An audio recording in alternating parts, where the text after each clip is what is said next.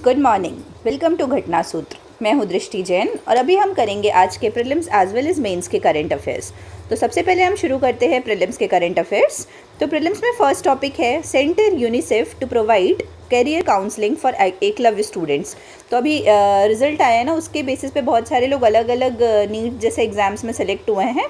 तो उसके लिए सेंटर और यूनिसेफ मिलकर काउंसलिंग प्रोवाइड करेंगे एकलव्य स्कूल वाले बच्चों को। तो national education society for tribal students और union ministry of tribal affairs ने एक साथ मिलकर यूनिसेफ के साथ एक स्कीम लॉन्च की है, तलाश। ये डिजिटल प्लेटफॉर्म है जो एम करेगा साइकोमेट्रिक असेसमेंट पे, करियर काउंसलिंग पे, training in life skills and self esteem. कितने लोगों को? 1.38 लाख ट्राइबल स्टूडेंट्स को across 470 Eklavya model residential schools. ठीक है। Talash stands for tribal aptitude, life skills and self esteem hub. तो ये इसका फुल फॉर्म है, tribal aptitude, life skills and self esteem hub. अब NEST has also signed MOU with Tata Motors and ex Navodaya foundation to coach EMRS students for IIT JEE NEET exams. जो अभी मैं बोल रही थी ना कि बड़े बड़े एग्जाम्स के लिए जो भी अच्छा रिजल्ट है उससे और इंस्पायर होकर और ऐसी स्कीम्स लॉन्च कर रहे हैं। ठीक है। अब की फैक्ट्स देखते हैं। तो नेस्ट क्या है? National education society for tribal students. ये एक ऑटोनॉमस ऑर्गेनाइजेशन है। क्या है? ऑटोनॉमस ऑर्गेनाइजेशन है मिनिस्ट्री ऑफ ट्राइबल अफेयर्स के अंदर, जो रिस्पॉन्सिबल है एकलव्य मॉडल रेसिडेंशियल स्कूल के इस्टेब्लिशमेंट के लिए और मैनेज करने के लिए, एंड क्वालिटी एजुकेशन प्रोवाइड करता है टू ट्राइबल स्टूडेंट्स। फिर एकलव्य मॉडल रेसिडेंशियल स्कूल कौन चलाता है? गवर्नमेंट रन स्कूल्स होते हैं established by ministry of tribal affairs, जहाँ पे ST वाले बच्चे पढ़ते हैं, क्लास 6 टू क्लास 12। ये ध्यान रखिएगा, कौन से क्लास के? 6 टू क्लास 12। अब यूनिसेफ क्या है? United Nations children fund. इसका हेडक्वार्टर कहाँ है? न्यूयॉर्क में। ये UN एजेंसी है, न्यूयॉर्क USA में हेडक्वार्टर है। ग्लोबली ये काम करता है to promote protect the rights, health and education and wellbeing of children and adolescents. ठीक है, आई होप ये क्लियर होगा। फिर next is the real fertility crisis is one of agency, says UNFPA Asia Pacific director. तो अब ये population से related news है। तो बोल रहा है कि जो फर्टिलिटी क्राइसिस है ये only one of the agency है और भी फैक्टर्स हैं। At the third ministerial conference on civil registration and vital statistics held in Bangkok. तो ये अभी एक मीटिंग हुई है civil registration and vital statistics की बैंकॉक में। उसमें एशिया पैसिफिक रीजनल डायरेक्टर है जो यूनाइटेड नेशंस पॉपुलेशन फंड के, उन्होंने एम्फेसाइज किया है कि जो ग्लोबल फर्टिलिटी क्राइसिस है ये less about numbers and more about agency. मतलब एजेंसी का मतलब है कि ये बाकी चीज़ों को ड्राइव करती है। ठीक है। Particularly women's inability to make informed reproductive choices. तो ये मतलब ये विमेन की जो एबिलिटी होती है ना कि इन्फॉर्म्ड रिप्रोडक्टिव चॉइसेस करना है, उसको भी इम्पैक्ट करती है। ठीक है। इसीलिए उन्होंने बोला कि he argued that a right based life cycle approach is crucial. ठीक है। तो उन्होंने सॉल्यूशन भी दिया। अब की हाइलाइट्स की बात करते हैं। तो falling fertility is often misunderstood as demographic crisis. मतलब अभी क्या हम फॉलिंग फर्टिलिटी को क्या बोल रहे हैं कि डेमोग्राफिक क्राइसिस हो रहा है, लेकिन रियल क्राइसिस क्या है कि women's lack of autonomy to decide if and when to have children. Women's lack of autonomy to decide when to have children, if and when to have children. ठीक है। अब UNFPA है जो United Nations population fund, वो headquarter अभी हमने देखा New York में, USA में। अब की फैक्ट्स देखते हैं कि जो अभी हमने टर्म्स पढ़े ना फर्टिलिटी वगैरह, उनका मतलब क्या होता है। तो रिप्लेसमेंट लेवल फर्टिलिटी का मतलब होता है average number of children a women must have to exactly replace the population without migration. मान लो जितनी अभी पॉपुलेशन है उतनी ही पॉपुलेशन वापस हो जाए, उस लेवल को क्या बोलते हैं, मतलब उतने बच्चे हर एक विमेन के होने चाहिए। तो that is replacement level fertility. एक बार डेफिनेशन फिर से देखो, average number of children a women must have to exactly replace the population without migration, migration के बिना। ठीक है। Several countries have crossed the replacement level fertility leading to demographic anxieties. अब आते हैं हम टोटल फर्टिलिटी रेट क्या होती है। तो total fertility rate average number of children होते हैं women is expected to have during her reproductive age. मतलब एक्सपेक्टेड कि कितने एक्सपेक्ट कर रही है वो, is expected to have during her reproductive age. अब रिप्रोडक्टिव एज किसको माना जाता है? 15 से 49 ईयर्स को। अब NFHS 5 के हिसाब से इंडिया की जो टोटल फर्टिलिटी रेट है वो डिक्लाइन हो गई है 2.0 पे। ठीक है। अब NFHS 5 क्या है? National family health survey 5 is a large scale nation wide survey conducted by ministry of health and family welfare और 19 से लेकर 21 में हुआ था। और वो कॉम्प्रिहेंसिव डाटा प्रोवाइड करता है population, health, nutrition indicators across India. ठीक है। The next topic is centre identifies domestic firm for S-400 air defence system maintenance, repair and overhaul. तो सेंटर के एक डोमेस्टिक फर्म उन्होंने आइडेंटिफाई किया है S-400 एयर डिफेंस सिस्टम से related. तो ministry of defence has identified an Indian private firm to establish an MRO facility, maintenance, repair and overhaul. किस चीज़ के लिए? S-400 एयर डिफेंस सिस्टम के लिए। ये सेल्फ रिलायंस की तरफ एम है और मेक इन इंडिया इनिशिएटिव की तरफ जो हम डिफेंस में कर रहे हैं ना अभी काफ़ी ज़्यादा। अब देखो की हाइलाइट्स में देखते हैं तो सबसे पहले S-400 मिसाइल सिस्टम के बारे में देख रहे हैं। तो अभी अपने पास 3 S-400 मिसाइल सिस्टम है। जो 35,000 करोड़ की डील हमने साइन की थी ना रशिया के साथ, ये उसी का पार्ट है। और S-400 डिफेंस मिसाइल सिस्टम है ना, एयर डिफेंस सिस्टम, वो ऑपरेशन सुदर्शन चक्र में बहुत उसमें इंपॉर्टेंट रोल काम किया था जब हमने न्यूट्रलाइज़ किया था ना पाकिस्तानी ड्रोन और मिसाइल को। अभी जो ऑपरेशन सिंदूर हुआ था उस टाइम, ऑपरेशन सिंदूर हुआ था ना पहलगाम के बाद, तो उस टाइम ऑपरेशन सुदर्शन चक्र आया था। तो उस टाइम पाकिस्तानी ड्रोन्स और मिसाइल्स के लिए अगेंस्ट बहुत अच्छा काम किया था S-400 ने। अब की फैक्ट्स में देखते हैं तो S-400 ट्रायम्फ की बात करते हैं तो NATO SA-21 Growler is an Russian mobile long range surface to air and anti ballistic missile system. तो ये कौन सी है? S-400 ट्रायम्फ है। Developed by Almaz Antey, operational since 2007। It can engage aircraft, drone, cruise missile and some ballistic missile threats up to a range of 400 kilometre. तो कितने range तक? 400 kilometre तक, और ट्रैक कर सकती है डजन्स ऑफ टारगेट साइमल्टेनियसली। ठीक है। S-400 जब भी आएगा ना तो S-400 में ऑप्शन आता है कि ये कौन सी टाइप की मिसाइल है। तो this is a cruise type of cruise missile. ठीक है, ये ध्यान रखिएगा। फिर अब ऑपरेशन सुदर्शन चक्र देखते हैं। अभी हमने पढ़ा ना ऑपरेशन सुदर्शन चक्र, तो ये क्या है? इसमें हमने डिप्लॉय किया था S-400 Triumph air defence system christened. अब नेक्स्ट टॉपिक है let the rivers talk to each other. तो Namami Gange programme and Yamuna rejuvenation. तो ये गंगा रिजुविनेशन और यमुना रिजुविनेशन पे बात हो रही है। ठीक है। तो Namami Gange programme launched by the government of India in 2014। तो कब लॉन्च किया था? 2014 में लॉन्च किया था। Is now seen as a potential catalyst for replicating river rejuvenation efforts across rivers Yamuna also. तो जैसा हमने नमामि गंगे में किया वैसे यमुना के अक्रॉस करने की बात हो रही है।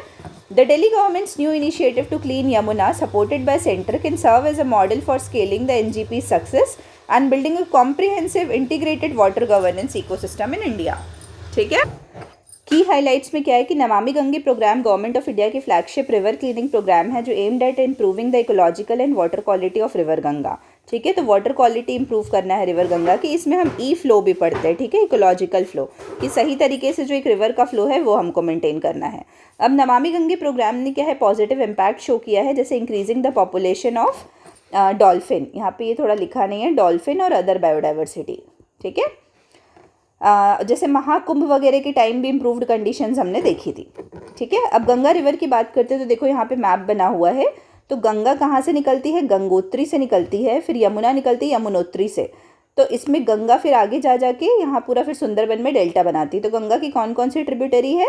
रामगंगा, गोमती, घाघरा, घग्गर, कोसी, ये सब इसकी ट्रिब्यूटरी है। फिर यहाँ से जब अपन लेफ्ट बैंक में देखें, राइट बैंक में रिवर के डायरेक्शन में खड़े हो ना, राइट और लेफ्ट देखना है, तो राइट बैंक में देखेंगे तो यमुना एक इंपॉर्टेंट ट्रिब्यूटरी है। ठीक है। अब यमुना की कौन कौन सी ट्रिब्यूटरी? तो देखो चंबल, सिंध, केन, बेतवा, ये इंपॉर्टेंट ट्रिब्यूटरी है। ठीक है। अब की फैक्ट्स देखते हैं। तो नेशनल गंगा काउंसिल है, ऑफिशियली इसको national council for rejuvenation protection and management of river Ganga बोलते हैं। ये अक्टूबर 2016 में बनी थी under the environment protection act. किस एक्ट के अंदर? इन्वायरमेंट प्रोटेक्शन एक्ट के अंदर, to oversee the Namami Gange programme and chaired by prime minister of India and includes chief minister of riparian states. फिर गंगा रिवर कहाँ कहाँ से फ्लो होती? कौन कौन से स्टेट से? तो उत्तराखंड, उत्तर प्रदेश, बिहार, झारखंड, वेस्ट बंगाल। कहाँ कहाँ से? उत्तराखंड, उत्तर प्रदेश, बिहार, झारखंड और वेस्ट बंगाल। फिर गैंजेटिक डॉल्फिन की बात करते हैं तो इसको साउथ एशियन रिवर डॉल्फिन भी बोलते हैं, जो कि fresh water river dolphin species है, जो प्राइमरीली गंगा, ब्रह्मपुत्रा, मेघना और कर्णफुली रिवर सिस्टम में मिलती है। कहाँ कहाँ? गंगा, ब्रह्मपुत्रा, मेघना और कर्णफुली रिवर सिस्टम में। और गैंजेटिक डॉल्फिन को हम national aquatic animal of India भी बोलते हैं, ये ध्यान रखिएगा, बहुत इंपॉर्टेंट है। और IUCN के हिसाब से इसका स्टेटस क्या है? एंडेंजर्ड स्टेटस है। ठीक है, ये काफ़ी इंपॉर्टेंट है, इसको ध्यान रखना। अब नेक्स्ट है decks clear to redraw critical tiger habitat boundary of Sariska reserve. तो क्या बोल रहा है कि सरिस्का टाइगर रिजर्व की क्रिटिकल टाइगर बाउंड्री को फिर से रीड्रॉ करने की बात हो रही है। तो जो स्टैंडिंग कमेटी है national board for wildlife की, उसको चेयर किया था union environment minister Bhupender Yadav ने। तो उन्होंने अप्रूव किया है redrawing and rationalisation of critical tiger habitat Sariska tiger reserve की बाउंड्री को। ठीक है।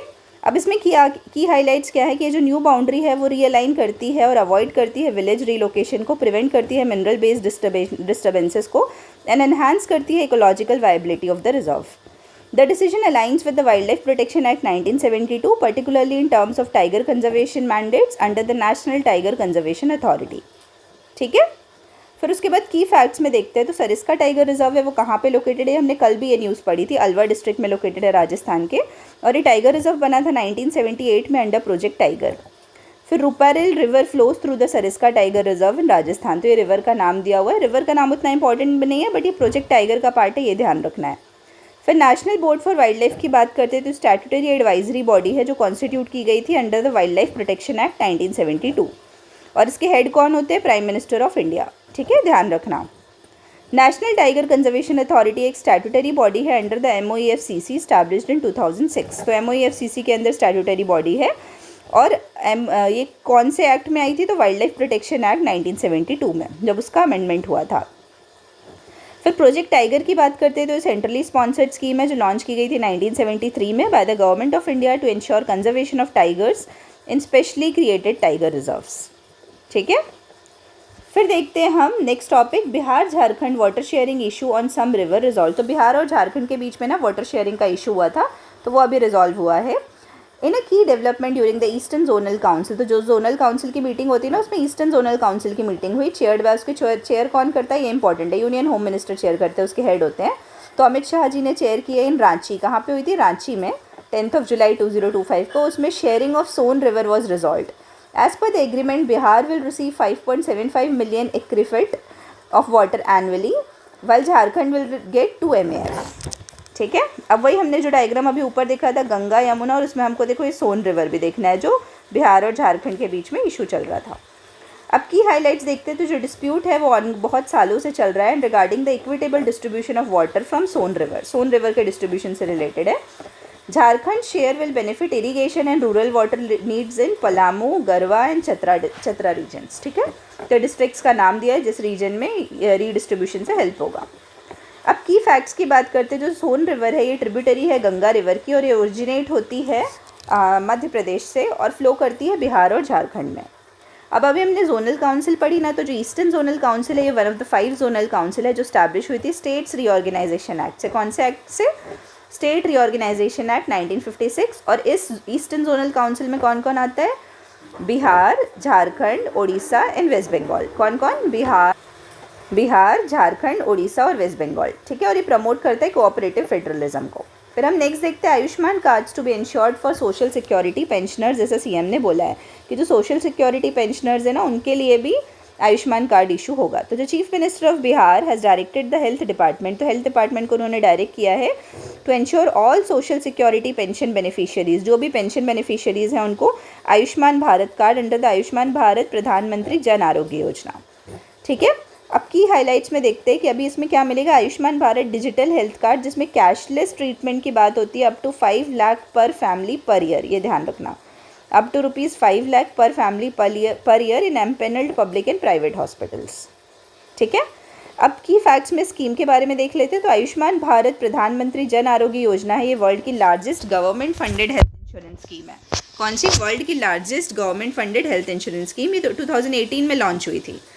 अब Ayushman Bharat digital health card की बात की जाए तो इसमें यूनिक 14 डिजिट हेल्थ आईडी मिलती है। इसको क्या बोलते हैं, आभा कार्ड्स भी बोलते हैं, यूनिक 14 डिजिट, ये ध्यान रखिएगा, अंडर द डिजिट होती है ना, ठीक है, 14 digit under the Ayushman Bharat digital mission. ठीक है, फिर नेक्स्ट टॉपिक है Indian navy to commission the first indigenous diving support vessel Nistar.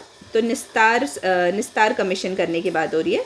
तो इंडियन नेवी अभी जो इंडिजीनियस डाइविंग सपोर्ट वेसल है निस्तार, उसको कमीशन करेगी विशाखापट्टनम में 18 जुलाई 2025 को। किसके सामने, इन द प्रेजेंस ऑफ रक्षा मंत्री श्री राजनाथ सिंह जी। तो रक्षा मंत्री जी प्रेजेंट रहेंगे। और इसको किसने डिज़ाइन किया है, हिंदुस्तान शिपयार्ड लिमिटेड ने डिज़ाइन किया है विशाखापट्टनम में। की हाइलाइट्स देखते हैं। तो निस्तार है वो ज्वाइन करेगा ईस्टर्न नेवल कमांड को to support deep sea diving को सपोर्ट करेगा और सबमरीन रेस्क्यू ऑपरेशंस को। Built over Atmanirbhar Bharat initiative with over 80% indigenous content, ये इन्वॉल्व करता है 120 MSME को। The vessel's motto is Surakshita Yatharth Shauryam, ये वेसल का मोटो, ये अपने काम का नहीं है। Earlier an ex Nistar served as a submersive rescue vessel, तो अभी इसके पहले एक एक्स निस्तार मतलब इसके पहले एक वेसल थी सबमरीन रेस्क्यू वेसल, वो एक्वायर की थी हमने अर्स्टवाइल USSR से। ठीक है, तो आई होप ये क्लियर होगा। अब इसमें हम न्यू निस्तार का देखते हैं कि इसकी लेंथ क्या है, अप्रॉक्सीमेटली 120 मीटर्स है, डिस्प्लेसमेंट ऑफ ओवर 10,000 टन और इक्विप्ड है ये आरओवी से, रिमोटली ऑपरेटेड व्हीकल से, और साइड स्कैन है इसमें सोनार का, और ये मदरशिप के जैसे फंक्शन करती है for the deep submergence rescue vehicle. ठीक है, आई होप ये क्लियर है प्रीलिम्स वाला। Now will move on to mains वाले टॉपिक में। तो मेंस में हम 2 टॉपिक पढ़ेंगे। First is revision of electoral rolls. तो पहले मैं रिवीजन ऑफ इलेक्टोरल रोल्स का आपको क्रक्स बता देती हूँ कि हम इसमें पढ़ने क्या वाले हैं। तो इस एडिटोरियल में मेन फोकस है रिवीजन ऑफ इलेक्टोरल रोल्स का। अभी तक रिवीजन टिल नाउ कब हुआ है, कितनी बार हो चुका है और अभी कब होगा। ठीक है, फिर बेनिफिट्स ऑफ रिवीजन, कि इसके बेनिफिट्स क्या होते हैं, उसमें ईसीआई का क्या रोल होता है हम ये भी देखेंगे। फिर की चैलेंजेस क्या फेस करते हैं इसमें हम, जैसे डाटा सही तरीके से नहीं मिल पाता, डाटा ऑब्टेनिंग में दिक्कत होती है, रिसोर्स का कंस्ट्रेंट है, लीगल चैलेंजेस है, ये सब हम डिस्कस करेंगे और उसके लिए हमको क्या सॉल्यूशंस प्रोवाइड करना चाहिए वो हम वे फॉरवर्ड में देखेंगे। ठीक है, तो अब इसी में हम देखते हैं ये वाला topic, the revision of electoral rules. तो सुप्रीम कोर्ट ने 10 जुलाई को डिक्लाइन कर दिया है 10 जुलाई declined to restrain the Election Commission of India for proceeding with special intensive revision of electoral rolls in Bihar, but advised the ECI to consider allowing Aadhaar, voter ID card and ration card as valid documents for updating the roll। तो revision की बात हो रही, तो supreme court ने ECI को बोला है रिवीजन से रिलेटेड, तो बोला है कि आप अलाउ करो, एडवाइज्ड ECI कि आप अलाउ करो आधार, वोटर ID कार्ड और राशन कार्ड जिसको आप वैलिड डॉक्यूमेंट के जैसे एक्सेप्ट कर सको फॉर अपडेटिंग द रोल्स। ठीक है, अब इंटेंसिव रिवीजन जो हो रहा है इंटेंसिव रिवीजन की जो भी बात हुई, इंटेंसिव रिवीजन और अदर रिवीजन में क्या बात होती है। तो इंटेंसिव रिवीजन है वो इंटेल करता है full fresh preparation of electoral roll through house to house enumeration, और वेरीफाई करता है हर एक हाउस होल्ड की डिटेल को, एलिजिबल वोटर्स को और उसमें जो क्वालिफाई कर रहे हैं या नहीं। और ये समरी रिवीजन से कैसे डिफर करता है कि समरी रिवीजन में क्या होता है कि अपडेट होते हैं एग्जिस्टिंग रोल्स। ठीक है, तो ये डिफरेंस है, ये ध्यान रखिएगा। अब special revision is ensured in exceptional cases. Exceptional cases में स्पेशल रिवीजन भी होता है, जब large scale error, socio political changes या लीगल डायरेक्शंस होते हैं तब उस टाइम इंटेंसिव और समरी रिवीजन्स के साथ साथ स्पेशल रिवीजन भी होता है। SIR is an intensive revision intended to clean up and standardize the role amidst widespread political concerns। ठीक है, तो political concerns के कारण ये हो रहा है। फिर has the ECI undertaken N intensive exercise in Bihar. तो बोल रहा है कि ECI ने इंटेंसिव एक्सरसाइज की है क्या बिहार में। तो ये नोटिफाई किया गया था 24 जून 2024 को। So the ECI found significant gaps in electoral rolls. तो ECI को क्या मिला कि वहाँ पे काफ़ी ज़्यादा गैप्स है इलेक्टोरल रोल्स में। तो पॉलिटिकल एलिगेशंस लगे थे, अभी स्पेसिफिकली कांग्रेस पार्टी ने लगाए थे, led by Rahul Gandhi, as a potentially politically motivated था ये। ठीक है, अब इसमें देखते हैं कि has the ECI how often, जो भी हमने पढ़ा ना कि हम देखेंगे कितने बार ECI ने इलेक्टोरल रोल्स को इंटेंसिवली रिवाइज किया है। तो 52, 56, 61, 65, 1966, 83, 84, 87, 88, 89, 1992, 93, 95, 2002, 2003, 2004, ये सब टाइम पे उन्होंने रिवाइज किया है। फिर इश्यूज़ नेसेसिएटिंग, अब क्यों हमको, मतलब क्यों ज़रूरी है, नेसेसिएट क्या होता है कि मतलब कि क्यों करना है हमको ये revision. Wide spread public ignorance हो जाता है इलेक्टोरल प्रोसेसेस का यदि रिविजन नहीं होता तो। Limited administrative capacity to maintain updated record, तो इसमें ये इशू है। ठीक है, हाई माइग्रेशन रेट, तो माइग्रेशन इतना ज़्यादा होता है कि डाटा अपडेटेड ही नहीं हो पाता। और इलेक्टोरल रोल का डुप्लीकेशन, ये करप्शन वाले फैक्टर में आ गया, डुप्लीकेशन और घोस्ट वोटर्स बहुत ज़्यादा है। अब की एडमिनिस्ट्रेटिव और लीगल चैलेंजेस देख लेते हैं। तो डिफ़िकल्टी है रोल को फिक्स करने में due to migration, shifting residences and on ground verification की कमी के कारण। फिर क्या होता है, चेंज, जो बहुत बार इशू आता है जब चेंज होता है date and place of birth और सिटीजनशिप में, तब भी इलेक्टोरल रोल्स के अपडेशन में दिक्कत आती है। फिर technological solutions like electorals photo identity card और उसको लिंक करना रोल्स के साथ, लिंकिंग रोल्स विद आधार, उसमें भी एक बहुत बड़ी दिक्कत आती है। अब हम वे फॉरवर्ड देखते हैं। तो ECI को इंश्योर करना चाहिए। अब ECI का क्या रोल है इसमें, जो भी हमने देखा ना ECI का रोल देखेंगे। तो ECI को इंश्योर करना चाहिए robust transparent procedure during revision with safeguard to prevent unintended disenfranchisement, कि ऐसा नहीं होगा किसी का फालतू का इलेक्टोरल ID कार्ड चला जाए, ठीक है, उसकी राइट चली जाए। पब्लिक अवेयरनेस कैंपेन्स क्रिएट करना चाहिए, ग्रेटर रिलायंस ऑन टेक्नोलॉजी होना चाहिए, और रोल का रिविजन एविडेंस ड्रिवन होना चाहिए, डाटा ड्रिवन। ठीक है, जिससे कि accuracy of electoral rules maintain हो सके। आई होप ये क्लियर है। अब आते हैं मेंस के सेकंड टॉपिक में, adding India's progress with choice, control and capital. तो बेसिकली ना ये India's progress with choice, capital and control में हम वर्ल्ड पॉपुलेशन डे के ऊपर डिस्कस करेंगे। तो मैं इसकी समरी एक बार बता देती हूँ क्रक्स, कि इसमें क्या डिस्कस करना है। तो वर्ल्ड पॉपुलेशन डे, तो वर्ल्ड पॉपुलेशन डे आज ही है, 11 जुलाई को है। तो पॉपुलेशन इश्यूज़ को डिस्कस करने के लिए बेसिकली ये दिन को देखा जाता है। फिर इंडिया, इसमें हम इंडिया की डेमोग्राफी के बारे में डिस्कस करेंगे। तो children, adult and old age और डिपेंडेंट्स कौन कौन से हैं। फिर डेमोग्राफिक डिविडेंड क्या होता है, उसी के साथ हम लिंक करेंगे डेमोग्राफिक ट्रांजिशन थ्योरी को। उसमें इशू ऑफ चाइल्ड मैरिज देखेंगे और वो कैसे चॉइसेस को इम्पैक्ट करता है, विमेन एम्पावरमेंट को इम्पैक्ट करता है, ये हम देखेंगे। और इसको इंश्योर कैसे करना है कि हम डेमोग्राफी को सही तरीके से यूज़ कर सकें, ठीक है, तो ये हम देखेंगे। तो वर्ल्ड पॉपुलेशन डे पे एक्सपर्ट्स ने हाईलाइट किया है और इस बार की थीम है कि empowering young people to create families they want in a fair and hopeful world. तो बोल रहा है कि हमको यंग पीपल को ऐसे एम्पावर करना है कि वो अपनी चॉइस को देख सके कि कैसे फेयर और होपफुल तरीके से फैमिलीज़ क्रिएट करनी है। तो इंडिया का डेमोग्राफिक कंटेक्स्ट क्या है कि हमारे यहाँ 377 मिलियन यूथ है जो 15 से 29 साल के हैं। ये बहुत इंपॉर्टेंट फैक्ट है, 377 मिलियन यूथ। और हार्नेसिंग दिस डेमोग्राफिक डिविडेंड, यदि हम इसको सही तरीके से हार्नेस कर लेते हैं तो हमारी जीडीपी $11 ट्रिलियन से बढ़ जाएगी बाय 2030, ठीक है। अब अपने यहाँ चाइल्ड मैरिज का क्या इशू है कि over 1/3 of the Indian states, that is 36% faced unintended pregnancies और 30% reporting unmet reproductive goals. 23% adult Indian adults ने फेस किया challenges related to reproductive autonomy. तो इसीलिए हमको मल्टी प्रॉन्ग स्ट्रैटेजी चाहिए जिसमें हेल्थ में, एजुकेशन में, न्यूट्रिशन में, कम्युनिटी एम्पावरमेंट में हम सब चीज़ में फोकस कर सकें। तो इसके रेफरेंस में एक प्रोजेक्ट का नाम आया है, प्रोजेक्ट उड़ान, जो राजस्थान की है, जिसमें IPE ग्लोबल वो प्रमोट कर रही है और ये 360 डिग्री अप्रोच रखती है, जिसमें गर्ल्स को स्कूल भेजना है, उनके रिप्रोडक्टिव हेल्थ पे फोकस करना है और एक्सेस देना है उनको मॉडर्न कॉन्ट्रासेप्टिव मेथड्स का, ठीक है। उसके बाद हम देखते हैं एक उड़ीसा का इनिशिएटिव दिया गया है, अद्विका प्रोग्राम। तो अद्विका प्रोग्राम में एडोलेसेंट गर्ल्स को एजुकेशन, हेल्थ सर्विसेज और वोकेशनल ट्रेनिंग दी जाती है और इससे ये डिले होती है, मतलब जॉब वगैरह लग जाती है तो ये डिले करती है मैरिज को एंड अर्ली प्रेगनेंसीज को। अब विमेन की इकोनॉमिक एम्पावरमेंट की बात आती है तो इकोनॉमिक एम्पावरमेंट रिप्रोडक्टिव ऑटोनॉमी के लिए काफ़ी ज़्यादा ज़रूरी है, इसी से हम जेंडर इक्वालिटी इंश्योर करेंगे। तो प्रोजेक्ट मंजरी है राजस्थान की IPE के द्वारा, उसमें विमेन के एस्पिरेशंस को ध्यान में रख के उनको स्किलिंग दी जाती है, इकोनॉमिक पार्टिसिपेशन इंश्योर किया जाता है और एम्प्लॉयमेंट एक्सेस दिया जाता है, ठीक है।